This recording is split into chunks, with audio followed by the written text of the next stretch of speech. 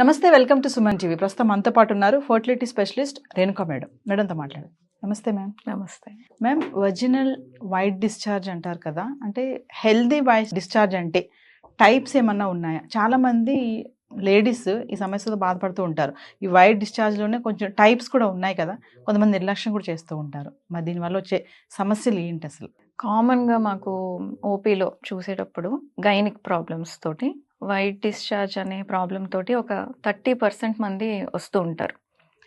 ఇది ఎలాంటి ప్రాబ్లం అంటే తొందరగా రారు చెప్పుకోవడానికి.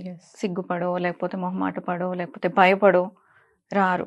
ముందు వేరే వాళ్ళతో డిస్కస్ చేసి గూగుల్లో చూసి కొంత ఇన్ఫర్మేషన్ తెలుసుకొని అది కరెక్టా రాంగా కూడా చూసుకోకుండా కొంతమంది ఏమో అసలు పూర్తిగా అప్రోచ్ అవ్వరు, ఏం వినాల్సి వస్తుంది అన్న భయంతో. కొంతమంది ఏమో అసలు ఏమీ ప్రాబ్లం లేకపోయినా వచ్చి మాకు హిస్టెక్టమీ చేసేయండి, మాకు వైట్ డిశ్చార్జ్ అనే ప్రాబ్లం ఉంది, మాకు ఇట్లా వేరే పేషెంట్కి అలా వచ్చిందంట, వాళ్ళకి క్యాన్సర్ అని చెప్పారంట, హిస్టెక్టమీ చేసేయండి అని వాళ్ళే ఈ ట్రీట్మెంట్ మాకు చేయండి అని డిసైడ్ చేసుకొని వచ్చేస్తారు. సో ఇవన్నీ అవాయిడ్ చేయాలి అని అంటే ఫస్ట్ అసలు వైట్ డిశ్చార్జ్ అంటే ఏంటి, ఎప్పుడు అది నార్మల్ అనాలి, ఎప్పుడు అబ్నార్మల్ అనాలి అనేది క్లియర్గా తెలుసుకుంటే ఇలా ఓవర్ ట్రీట్మెంట్ కానీ అండర్ ట్రీట్మెంట్ కానీ అవాయిడ్ చేయొచ్చు. సో వెజైనల్ డిశ్చార్జ్ అంటే అది ఏమీ అబ్నార్మల్ కాదు. మనకి న్యాచురల్ ఆరిఫిసెస్ నుంచి ప్రతి న్యాచురల్ ఆరిఫిస్ నుంచి ఏదో ఒక డిశ్చార్జ్ వస్తుంది. లైక్ కంట్లోంచి వాటర్ రావటం, చెవులోంచి వ్యాక్స్ రావటం, నోస్లోంచి మ్యూకస్ రావటం, అలాగే వెజైనల్ డిశ్చార్జ్ కూడా అలాంటి డిశ్చార్జే. ఈ డిశ్చార్జ్కి ఒక పర్పస్ ఉంది, అది వేస్ట్ కాదు. సో ఎక్కడైనా డిశ్చార్జ్ అనేది 3 పర్పసెస్కి వస్తుంది. First thing cleansing. సో ఏదైనా డస్ట్ కానివ్వండి లేదా ఏదైనా ఫారెన్ పార్టికల్స్ కానీ ఎంటర్ అవ్వడానికి ట్రై చేసినప్పుడు మన బాడీలోకి వాటిని ఫ్లష్ అవుట్ చేయడానికి ఈ డిశ్చార్జ్ అనేది చాలా ఇంపార్టెంట్. Second thing immunity. ఇన్ఫెక్షన్స్ని ప్రివెంట్ చేస్తాయి. ఆ డిశ్చార్జెస్లో మనకి యాంటీబాడీస్ ఉంటాయి. సో ఈ యాంటీబాడీస్ వల్ల ఈ న్యాచురల్ ఆరిఫిసెస్ ద్వారా ఈ బ్యాక్టీరియాలు కానివ్వండి, వెజైనల్ నుంచి వెళ్ళే ఫంగల్స్ ఇవన్నీ కూడా ఎంటర్ కానియకుండా అది ఫస్ట్ లైన్ డిఫెన్స్, అవి ఆపేస్తాయి. Okay, third thing lubrication. ఈ లూబ్రికేషన్ అనేది ఎస్పెషల్లీ ఇంటర్ కోర్స్ అప్పుడు చాలా ఇంపార్టెంట్. సో ఆ లూబ్రికేషన్ లేకపోతే ఏమవుతుంది అని అంటే ఆ ఇంటర్ కోర్స్ అప్పుడు చాలా పెయిన్ రావటం ఒకటి, తర్వాత ఫ్రిక్షన్ వల్ల కట్స్ వచ్చేస్తాయి. కట్స్ వచ్చి అవి మళ్ళీ సెకండరీగా ఇన్ఫెక్ట్ అవ్వటము, దానివల్ల ఇంకా ప్రాబ్లమ్స్ వస్తాయి. సో ఈ 3 functions vaginal discharge, any discharge ఆ మాటకు చెప్పాలంటే ఈవెన్ కంట్లో వచ్చే వాటర్ కూడా ఇవే 3 ఫంక్షన్స్ చేస్తాయి. సో అయితే ఇది ఎప్పుడు ప్రాబ్లం అని అనాలి అని అంటే వీటి కొన్ని ఫీచర్స్ ఉన్నాయి.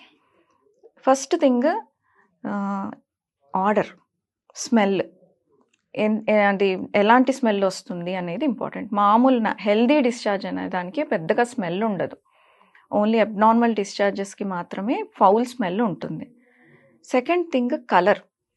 ఏ కలర్లో వస్తుంది, mild white colour or light ఎల్లోయిష్గా ఉంటే అది నార్మల్. అలా కాకుండా గ్రీనిష్ గాను, బ్రౌనిష్ గాను, లేకపోతే పింకిష్ గాను, ఒక్కొక్కసారి ఫ్రాతీగా నురగలుగాను, లేకపోతే కర్డీగా ఇలా వస్తే అది అబ్నార్మల్.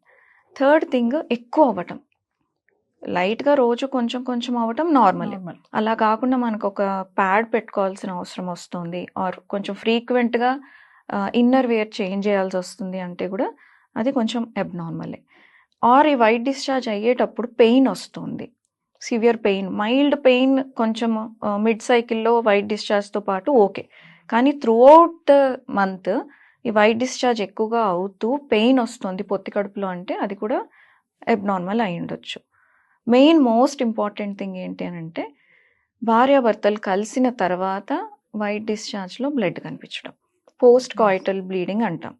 సో ఇది అన్నిటికంటే మెయిన్ ఇంపార్టెంట్. సో ఈ ఫీచర్స్ ఉంటే అప్పుడు అది అబ్నార్మల్. ఇంకొకటి ఇచ్చింగ్ కానీ ఇరిటేషన్ కానీ, ఇంక ఏమి డిస్కంఫర్ట్ లేకుండా ఉంటే మళ్ళీ ఏం ప్రాబ్లం లేదు, కానీ ఇచ్చింగ్, ఇరిటేషన్, మంట ఇట్లాంటివి ఏదైనా ఉంటే కూడా అది అబ్నార్మల్ డిశ్చార్జ్ అంటాం. సో ఇట్లాంటివి సిమ్టమ్స్ కనిపించినప్పుడు మీరు ఇమీడియట్గా గైనకాలజిస్ట్ని కలిస్తే వాళ్ళు ఒక ఎగ్జామినేషన్ చేస్తారు. అంటే ఈ వెజైనల్ డిశ్చార్జ్ లేకపోతే సర్విక్స్ ఇవన్నీ సంబంధించినవి ఏంటి అని అంటే మనకు ఒకళ్ళు చూసి చెప్తే కానీ అసలు ఏంటి అనేది తెలియదు క్లియర్గా. సో అది ఒక గైనకాలజిస్ట్ మాత్రమే చేయగలరు. ప్రాపర్గా ఎగ్జామిన్ చేస్తే అసలు ఎక్కడ ప్రాబ్లం ఉంది అనేది తెలుసుకుంటే దాన్ని బట్టి ట్రీట్మెంట్ చాలా ఈజీగా ఉంటుంది, ఎస్పెషల్లీ ఎర్లీ స్టేజెస్లో. చాలా మంది లేడీస్ మేడం, అంటే మీరు అన్నట్టుగా స్టార్టింగ్లో చెప్పారు, కొంచెం షై ఫీల్ అవుతూ ఉంటారు.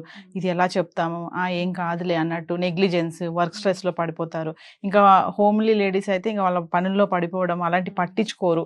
మరి అలాంటి వాటికి అలా వదిలేస్తే, నెగ్లిజెన్స్ చేస్తే వచ్చే సమస్యలు ఏమైనా ఉంటాయంటారా? ఇప్పుడు ఇన్ఫెక్షన్ వల్ల వచ్చింది అనుకోండి, ఫంగల్ ఇన్ఫెక్షన్స్, ఇవి ఇన్ఫెక్షన్ పెరిగిపోతూ ఉంటుంది, లోపల సర్విక్స్ మీద అల్సర్స్ వచ్చేస్తూ ఉంటాయి. సో దీనివల్ల స్కిన్ ఇన్ఫెక్షన్ కూడా స్ప్రెడ్ అయిపోతుంది. ఇన్ఫెక్షన్ ఎప్పుడైనా అది ఎంత ఎక్స్టెంట్ వరకు వెళ్తుంది మనకి తెలియదు కరెక్ట్ టైంలో చూపించుకోకపోతే. కొన్ని కండిషన్స్ అంటే సర్వైకల్ క్యాన్సర్ అంటాము, ఇది కూడా అంతే. కొంతమందికి జస్ట్ వాటరీ డిశ్చార్జ్ ఉంటుంది, అప్పుడప్పుడు ఏమన్నా బ్లడ్ లాగా కనపడుతుంది. అది కూడా ఎర్లీ స్టేజ్లో డయాగ్నోస్ చేస్తే చాలా క్యూర్ కూడా అయిపోతుంది సర్వైకల్ క్యాన్సర్ అనేది. సో ఈ భయపడి చెకప్కి వెళ్లకుండా అలా ఉండిపోవడం వల్ల ఇవి మిస్ అయిపోతూ ఉంటాయి. ఎస్పెషల్ ఇండియన్ ఉమెన్ ఇవి ఎర్లీ స్టేజ్లో చూపించుకోవడానికి మొహమాట పడి ప్రాబ్లం రాగానే వెళ్లకుండా మనకి ఓపీకి వచ్చి చూపించుకునేసరికి ఏ 3rd స్టేజ్లోనో 4th స్టేజ్లోనో, అంటే ఇంకా పూర్తిగా క్యూర్ అయ్యే స్టేజ్ కూడా ఉండదన్నమాట. అలా మిస్ అవుతూ ఉంటాయి.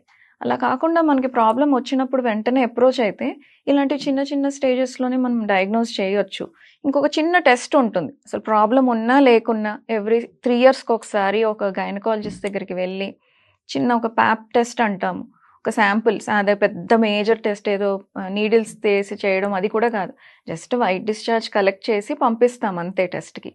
దాంట్లో మనకి నెక్స్ట్ 3 yearsకి ఛాన్సెస్ ఎట్లా ఉన్నాయి, అందులో ఏమైనా ఇన్ఫెక్షన్స్ ఉన్నాయా, ప్రీ క్యాన్సరస్గా ఏమన్నా కనపడుతుందా, ఇవి మనకి తెలిసిపోతుంది. నెక్స్ట్ 3 years వరకు మనకి క్యాన్సర్ వచ్చే ఛాన్సెస్ ఏమైనా ఉన్నాయా ఆ టెస్ట్లో తెలిసిపోతుంది.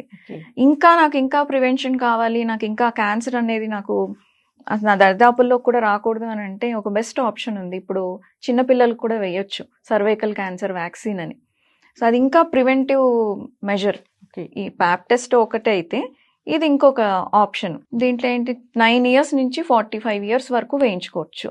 సో దీనివల్ల మనం ఒక క్యాన్సర్, అంటే ఒక వ్యాక్సిన్ వల్ల మనం క్యాన్సర్ ప్రివెంట్ చేయగలము అని అంటే సర్వైకల్ క్యాన్సర్ ఒకటి. సో 9 years పిల్లల దగ్గర నుంచి, అంటే బెస్ట్ ఎప్పుడైనా కానీ మ్యారేజ్కి ఆర్ సెక్షువల్ కాంటాక్ట్కి ముందర ఈ వ్యాక్సిన్ తీసుకుంటే దగ్గర 95 to 98% ప్రొటెక్షన్, అంటే క్యాన్సర్ని ప్రివెంట్ చేయొచ్చు మనం. సో మీరు అప్రోచ్ అయితే మీకు ఇట్లాంటి ఆప్షన్స్ తెలుస్తాయి. అప్రోచ్ కాకుండా మీకు మీరే భయపడుతూ లోపల మదన పడిపోతూ ఉంటే ప్రాబ్లం సాల్వ్ అవ్వదు, ఎక్కువైపోతూ ఉంటుంది. తర్వాత మీరు అప్పుడు రియలైజ్ అయ్యి మీరు రీచ్ అయినప్పుడు ట్రీట్మెంట్ కూడా కష్టం అవుతుంది. మామూలుగా మేడం, ఇప్పుడు మీరు అన్నారు కదా, స్టేజెస్ చెప్పారు కదా, మా హెల్దీ ఉమెన్ అయినా సరే ఈ విషయంలో మామూలుగా డాక్టర్ని ఎన్ని మంత్స్కి ఒకసారి కన్సల్ట్ చేయొచ్చు అంటారు? మంత్స్కి అవసరం లేదు, ఏదన్నా ప్రాబ్లం వచ్చినప్పుడు కన్సల్ట్ చేయొచ్చు. ఏమీ ప్రాబ్లం లేదు అన్నప్పుడు 3 yearsకి ఒకసారి. 3 yearsలో ఒక్కసారి మన కోసం, మన హెల్త్ కోసం ఒక్కసారి డాక్టర్ని కలిస్తే చాలా ప్రాబ్లమ్స్ ప్రివెంట్ చేయొచ్చు. Thank you. Thank you.